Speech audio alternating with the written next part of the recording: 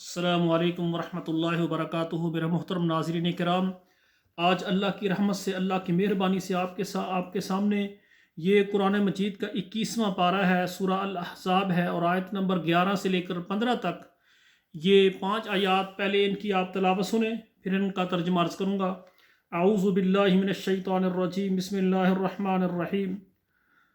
هنالك ابتلي المؤمنون وزلزلوا زلزالا شديدا وإذ يقول المنافقون والذين في قلوبهم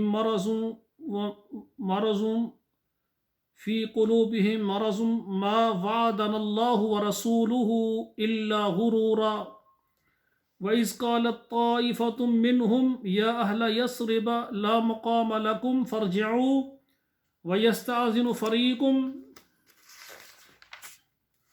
منهم النبي يقولون إن بيوتنا عورة وما هي بعورة إن يريدون إلا فرارا ولو دخلت عليهم من أقطارها ثم سئلوا الفتنة لآتوها وما تلبثوا بها إلا يسيرا ولقد كانوا عاهدوا الله من قبل لَيُوَلُّونَ الْأَدْبَارَ وَكَانَ عَهْدُ اللَّهِ مَفْعُولًا۔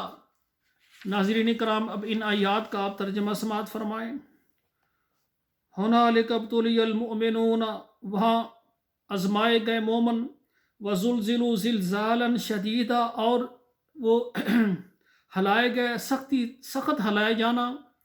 وَإِذْ يَقُولُ الْمُنَافِقُونَ، اور جب کہا منافقوں نے، والذین فی قلوبہم مرض، اور ان لوگوں نے جن کے دلوں میں بیماری ہے، ما وعدنا اللہ ورسولہ الا غرورا، استغفر اللہ، کہنے لگے نہیں وعدہ دیا ہمیں اللہ نے اور اس کے رسول نے مگر دھوکے کا، فریب ہے، یعنی یہ وعدہ سچا نہیں ہے۔ وعدہ کیا ہے؟ غور کریں۔ اللہ کے رسول نے فرمایا تھا، رسول اکرم صلی اللہ علیہ وآلہ وسلم نے فرمایا میرا دین مشرق و مغرب میں پھیلے گا، فارس و روم صنع کے محلات مجھ کو دیے جائیں گے۔ کہتے ہیں آج مسلمان اتنے پریشان ہیں، واش روم جانے کے لیے، باہر قضاء حاجت کے لیے جانے کے لیے پریشان ہے، تو یہ کیسے مشرق مغرب میں دین پھیلے گا؟ روم اور فارس اور صنع کے محلات کیسے ملیں گے؟ استغفر اللہ۔ انہوں نے یہ باتیں کی۔ یہ کون تھے؟ یہ منافق لوگ تھے۔ وَإِذْ قَالَتْ طَائِفَةٌ مِّنْهُمْ، جب کہا ایک جماعت نے ان میں سے، یا اہل یثرب، اے یثرب والو۔ یہ یثرب نبی علیہ الصلوۃ والسلام کے جانے سے پہلے مدینہ منورہ کا یہ نام تھا۔ جب اللہ کے رسول نے قدم مبارک رکھا تو مدینۃ النبی، مدینہ منورہ بن گیا۔ لا مقام لکم فارجعوا، تمہارا کوئی ٹھکانہ نہیں، واپس چلے جاؤ۔ وَيَسْتَأْذِنُ فَرِيقٌ مِّنْهُمُ النَّبِيَّ، اور ایک فریق نبی علیہ الصلوۃ والسلام سے اجازت مانگ رہا تھا۔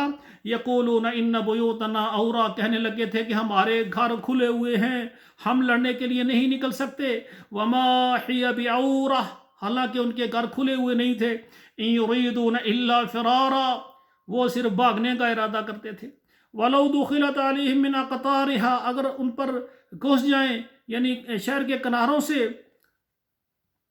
ثم سئلوا الفتنہ، پھر ان سے پوچھا جائے فتنے کے متعلق، لآتوہا وما تلبثوا بہا الا یسیرا، وہ آئیں گے اور نہیں ٹھہریں گے مگر تھوڑی سی دیر۔ وَلَقَدْ كَانُوا عَاهَدُوا اللَّهَ مِن قَبْلُ، اور پھر ان سے یعنی وہ وعدہ کر چکے ہیں اللہ سے اس سے پہلے، لَيُوَلُّونَ الْأَدْبَارَ، کہ وہ پیٹھ پھر کر نہیں پھریں گے۔ وَكَانَ عَهْدُ اللَّهِ مَسْئُولًا، اور یہ جو انہوں نے اللہ سے وعدہ کیا ہے نا کہ ہم پھرے گی نہیں، اس وعدے کے متعلق ان سے سوال کیا جائے گا۔ تو ناظرین کرام، جہاد میں جب اللہ اور اس کے رسول بلائیں تو پھر گھروں کو نہ دیکھیں، جائیدادوں کو نہ دیکھیں، کاروبار کو نہ دیکھیں، بچوں کو نہ دیکھیں، بیوی کو نہ دیکھیں، سب کا کچھ چھوڑ کر اللہ کے رسول کے پاس آ کر صف میں داخل ہو جائیں۔ یہ ہے جہاد، یہ ہے ایمان۔ لیکن جو منافق تھے انہوں نے کہا ہم نکل جائیں گے، مسلمانوں کمزور ہے، تعداد میں کم ہے، اسلحہ کم ہے، مارے جائیں گے۔